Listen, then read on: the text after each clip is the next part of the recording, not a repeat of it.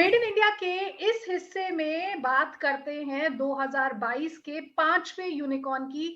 Deal share के founder सौरजेंदु Middha हमारे साथ मौजूद है। सौरजेंदु, बहुत बहुत शुक्रिया। और सबसे पहले तो बहुत सारी मुबारकबाद आपको। 2022 की अभी सिर्फ शुरुआत ही हुई है और आप यूनिकॉर्न की उस लिस्ट में शामिल हो गए हैं। What are the expansion plans of the company now? धन्यवाद पहले आपके विशेष के लिए। एक्चुअली अभी हम जस्ट 3 साल ही हुआ है हमारे ऑर्गेनाइजेशन को। हमने 2018 सितंबर में जयपुर शहर से शुरू किया था, विच इज लाइक एक टियर 1 सिटी है and not really a metro city. So वहां से हमने शुरू किया था। पहले 10 महीने हमने केवल जयपुर में ही बिजनेस किया और अपने मॉडल को परफेक्ट किया। बट आज अगर आप देखते हैं तो हम 100 से भी ज्यादा शहरों में प्रेजेंट हैं, 10 राज्यों में और 100 से भी ज्यादा शहरों में प्रेजेंट हैं। और हम लोग बड़े शहर जैसे कि दिल्ली, बम्बई और आपका कलकत्ता, ये सब बैंगलोर भी कवर करते हैं और बहुत छोटे छोटे शहर भी कवर करते हैं जो जिनमें कि 20,000 का ही पॉपुलेशन है। तो अभी जो हमारा 100 शहरों का प्रेजेंस है, इस साल के अंत तक हम लोग करीब 200-250 शहरों तक पहुंच जाएंगे। जो 10 राज्यों में हम लोग प्रेजेंट है वो हम लोग बेसिकली हमारा जो प्रेजेंस है वो 20 राज्यों तक पहुंच जाएगा। सो वही हमारे एक्सपेंशन प्लान्स हैं।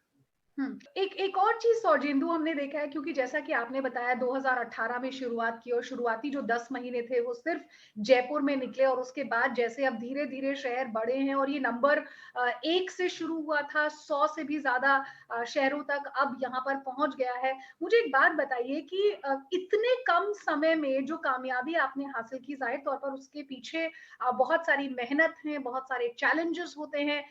आज की तारीख में अगर आप देखते हैं तो किस तरह के हर्डल्स आपको लगता है कि हो सकते हैं, क्योंकि यूनिकॉर्न बन गए हैं, बहुत सारे चैलेंजेस होंगे, अपॉर्चुनिटीज भी बहुत सारी आएंगी। So what is your planning, what is it that you are looking forward to? Actually में जब आप एक मॉडल को बहुत मेहनत करके परफेक्ट कर लेते हैं या नियर परफेक्ट कर लेते हैं, जैसे हम लोग ने एक्चुअली हम लोग अपने हमारे फैमिलीज, फाउंडर्स के फैमिली सब बॉम्बे और बैंगलोर में रहते थे और हम एज फाउंडर्स पहले 2 साल जयपुर और अहमदाबाद में रहकर हमने पूरे बिजनेस को सेट किया था। तो इन दोनों शहरों में हमने पहले फर्स्ट 1 साल 1.5 साल मॉडल को परफेक्ट किया। तो एक बार जब आप मॉडल को काफी फाइन ट्यून करते हैं और आगे बढ़ते हैं तो आपके लिए ग्रो करना और एक्सपैंड करना जनरली आसान होता है। और वही हमारा, जैसे बोलते हैं ना कि फंडामेंटल्स अगर स्ट्रांग है तो आगे बढ़ना बहुत आसान होता है। तो वो हमारा प्रिंसिपल था कि हम लोग फंडामेंटल्स को बहुत स्ट्रांग बनाएंगे।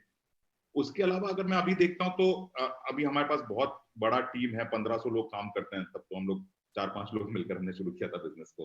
उस टाइम 4 फाउंडर्स थे, 1-2 एम्प्लॉय थे। तो 1500 लोग हैं, उनको सारा फॉर्मूला भी पता है कैसे एक्सपेंड करना है। सिर्फ एक ही जो मुझे लगता है जो बड़ा चैलेंज आ सकता है कि जब बहुत बड़ी टीम हो जाती है, उन सबको सेम फॉर्मूले पे, सेम डीएनए पे काम कराना इज द बिग चैलेंज। क्योंकि सब लोग अपने अपने एक्सपीरियंस से लेकर आते हैं, सब लोग अच्छा एक्सपीरियंस, अच्छी अपनी लर्निंग लेकर आते हैं।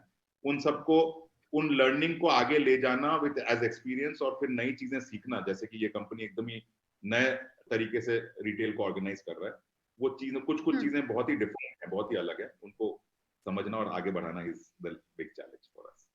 देखिए, आपकी इस जर्नी में सबसे खास बात, या यूं कहूं कि सबसे बड़ा चैलेंज जो हम सबने फेस किया वो था पैंडेमिक। पैंडेमिक ने बहुत सारी चीजें हमें सिखा दी है और आर्टिफिशियल इंटेलिजेंस हो, टेक्नोलॉजी हो, definitely that plays a very very important role in expanding the business. तो क्या किसी तरह की नई technology you think, because team भी बड़ी हो रही है यहाँ पर, तो टेक्नोलॉजी का कुछ ऐसा इस्तेमाल होगा that the everyday process becomes much easier, क्योंकि जिस तरह के बिजनेस में आप हैं, ऐसे में जो इनफ्लो ऑफ ऑर्डर्स होता है वो बहुत ज्यादा रहता है। टेक्नोलॉजी बहुत इंपॉर्टेंट है हमारे टाइप ऑफ बिजनेस के लिए। जो आप एक तरह से देखिए कि हम एक बहुत नया प्रॉब्लम सॉल्व कर रहे हैं।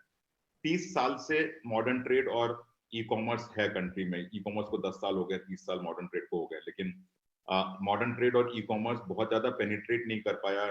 टोटल मिलाकर 10% ही शेयर है और ई कॉमर्स का 2% ही शेयर है, और वो भी ग्रोसरी में बिल्कुल भी नहीं है। रीजन ये रहा है कि वहां पे जो एक्सपीरियंस हम लोग प्रोवाइड कर रहे थे, जो अर्लियर ऑर्गेनाइजेशन है अभी तक के, वो मास पॉपुलेशन, जो आम जनता है, उसके लिए वो एक्सपीरियंस नहीं प्रोवाइड कर पा रहे थे। अब हमने जो हमने 3-4 बहुत अलग चीजें करी है इस बिजनेस में, और एक जो बड़ा डिफरेंशिएटर बोलते हैं हम जिसको, कि जो अलग चीज है बाकी कंपनी से, वो ये है कि हमने एक्सपीरियंस को बहुत ही सिंपल बना दिया और बहुत ही एंजॉयबल बना दिया, फनफुल बना दिया, जिससे कि आम जनता को ये लगता है कि या तो वो अपने किराना में जाकर खरीद रहे हैं, उनके लिए ऑनलाइन एक बहुत ही नया एक्सपीरियंस है, बट उसको हमने एकदम लोकलाइज बना दिया, एकदम सिंपल बना दिया उसको परचेज करना थ्रू यूज ऑफ टेक्नोलॉजी।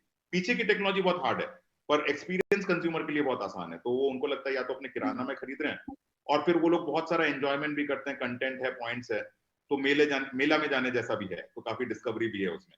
तो ये तो टेक्नोलॉजी हमने ऑलरेडी इस्तेमाल किया, जिसके चलते हम बहुत फास्ट ग्रो कर रहे हैं। आज हमारे पास 1.3 करोड़ कस्टमर्स हैं इन जस्ट 3 इयर्स, और ये इसलिए कर पाए क्योंकि ये बहुत बड़ा यूज ऑफ टेक्नोलॉजी है।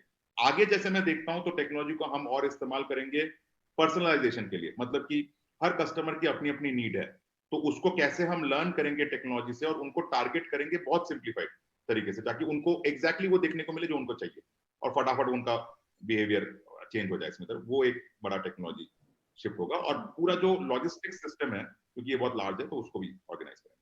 सौजेंदु, मुझे बताइए कि मार्केट में कंपटीशन भी बहुत सारा है, तो कैसे आप लोग बाकियों से अलग रहते हैं? और दूसरा सवाल मेरा ये होगा कि डिजिटाइजेशन जो है वो बहुत तेजी से बढ़ रहा है, ये जो स्मार्टफोन वाली दुनिया हो गई है, इसमें अब कोई डिफरेंशिएट नहीं है कि आप मेट्रो से हैं या आप टीयर 1 से हैं। हमने ये बदलाव और टेक्नोलॉजी का इस्तेमाल टीयर 2 टीयर 3 शहरों में भी बहुत बढ़ते हुए देखा है। So you think that is the market that you are actually tapping in, और जो कंपटीशन है उसका फोकस जो है वो बहुत हद तक बड़े शहरों की तरफ रहता है, तो उसका फायदा आपको मिल रहा है? हम जिस तरह से देखते हैं, हम लोग शहरों पे डिफरेंशिएट नहीं करते हैं।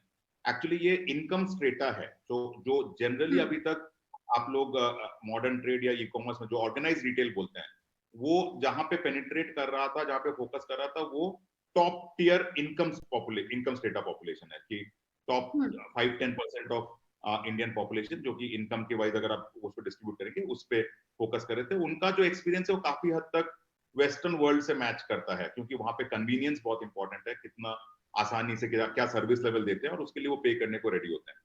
हम जो पॉपुलेशन को टारगेट कर रहे हैं, वो नेक्स्ट 50% है इनकम स्टेटा पे।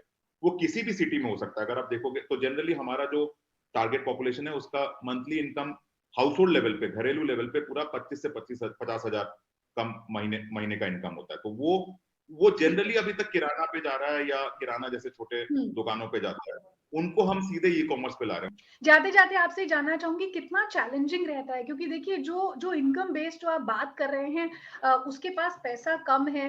अब ज़ाहिर तौर पर वो थॉट प्रोसेस ऑटोमैटिकली ये रहता है दिमाग में कि अगर मैं ऑनलाइन से कुछ खरीदूँगा तो शायद मुझे महँगा मिलेगा।